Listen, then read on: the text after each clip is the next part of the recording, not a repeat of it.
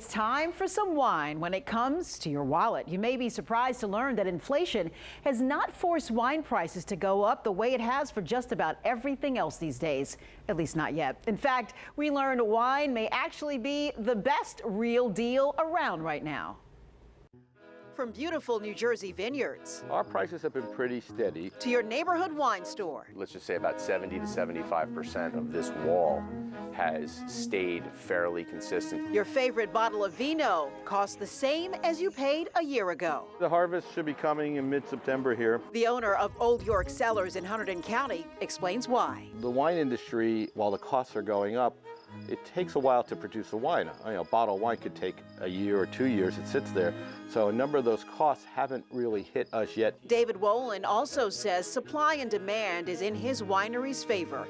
COVID forced him to create more outdoor experiences like private cabana rentals that customers love. It's driven up demand, but luckily there's still plenty of supply. And we have been able to keep the prices relatively steady. Your top 500 branded bottles have basically stayed very much the same, because as soon as there's an increase the customer sees, right, they know where to get it less. The marketing manager for the Wine Chateau says even though wine prices have not gone up, if you want to save even more, buy by the case. But be careful with so-called deals on the internet. First, with shipping. To be transparent, direct, it's tough to save online. Shipping adds a lot to the cost. When you have to ship across the country, it's a heavy package. That's why the Wine Chateau offers yearly subscriptions in exchange for free The shipping. value is $297. We've added it up on 6 orders a year with average shipping. But if they buy it they'll buy it at $97, and they'll have that for the entire year. So you save $200 on that, and they'll get free shipping. The big play today, Chris, is loyalty and commitment.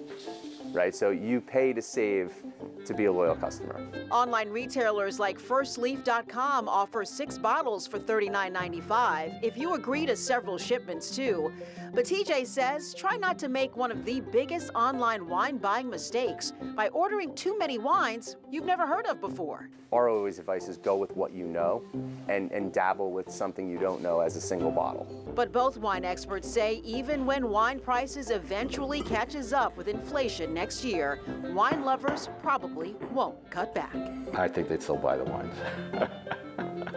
Cheers. Cheers.